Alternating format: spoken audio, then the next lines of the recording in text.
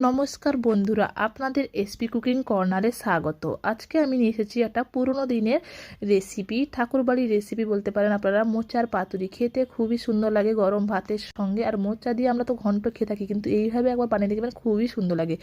তার জন্য এখানে মোচাটাকে ঝিরি করে কুচিয়ে দিয়েছি। কুচনো মোচাটাকে আমি জলে একটু সেদ্ধ করে নেব। জলে সেদ্ধ করে নেওয়ার জন্য এখানে দিয়েছি আমি জল, তাতে মোচাগুলো দিয়ে একটু স্বাদ মতন লবণ আর হলুদ দিয়ে কিছুক্ষণ মতন সেদ্ধ করে নেব, যাতে আর মোচার যে এটা কষাতে থাকে ভাব, সেটা যাতে না থাকে। তার জন্য মোচাটাকে সেদ্ধ করে নিয়ে সেই জলটাকে ভালো করে ঝরিয়ে নিতে হবে। জলটাকে ঝরিয়ে ভালো করে নিগড়ে নিয়ে আমি মোচার পাতুরিটা বানাবো। পাতুরির জন্য এখানে আমি নিয়েছি কাঁচা লঙ্কা আর নারকেলটাকে পেস্ট করে নিয়েছি। নারকেল আর কাঁচা লঙ্কাটাকে ভালো করে পেস্ট করে নিয়েছি। দেখুন, স্মুথ পেস্ট করে নিই, একটু হালকা পেস্টটা করেছি যাতে একটু নারকেলের ভাবটা লাগে খেতে, আর খেতে খুবই ভালো লাগবে নারকেলটা মুখে লাগলে।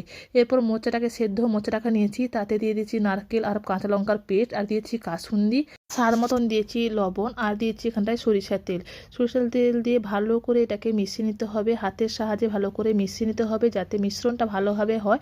আর মিশিয়ে নিয়ে এটাকে কিছুক্ষণ মতন রেখে দিবে, 10 থেকে 12 মিনিট মতন রেখে দিবে ভালো করে মিশিয়ে নেওয়ার পর। তাহলে মোচাটা খেতে ভালো লাগবে, খুবই মোচার পাতুরিটা খেতে খুবই টেস্টি লাগবে। কিছুক্ষণ রেখে দিলে ভালোভাবে হবে। এরপর কলা পাতাটাকে নিয়ে একটু সেঁকে নিয়েছি। কলা পাতা এটাকে পাতুরির সাহায্যে মুড়ে নেব।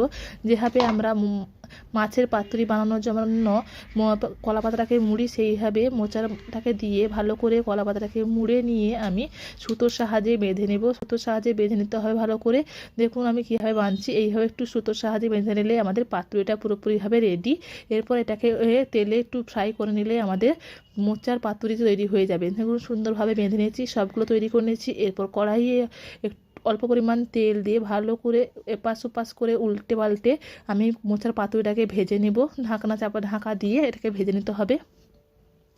ঢাকা দিয়ে দিয়েছি। এরপর ঢাকা দিয়ে দেওয়ার পর 5 মিনিট পরে আবার এক পাশ উল্টে নেব। উল্টে নিয়ে আবারও ঢাকা দিয়ে কিছুক্ষণ এটাকে লো ফ্লেমে এটাকে রান্না করতে হবে, যাতে ভালোভাবে সেদ্ধ হয়ে যায় ভেতরে, আর ভালোভাবে আমাদের মোচার পাতুরিটা তৈরি হয়ে যায়। আমাদের তৈরি হয়ে গেছে মোচার পাতুরি। দেখুন কত সুন্দরভাবে পাতাটা ভালো করে ভাজা হয়ে গেছে, মানে আমাদের ভেতরেও সেদ্ধ হয়ে এসছে। এরপর আমি আপনাদেরকে খুলে দেখাচ্ছি মোচা পাতুরিটা কেমনভাবে হয়েছে। দেখুন কত সুন্দরভাবে মোচা পাতুরিটা তৈরি হয়েছে। যদি ভালো লাগে ভিডিওটা লাইক শেয়ার করে দেবেন, আর আমার চ্যানেলে প্রথম থাকলে সাবস্ক্রাইব করে দেবেন। Thank you.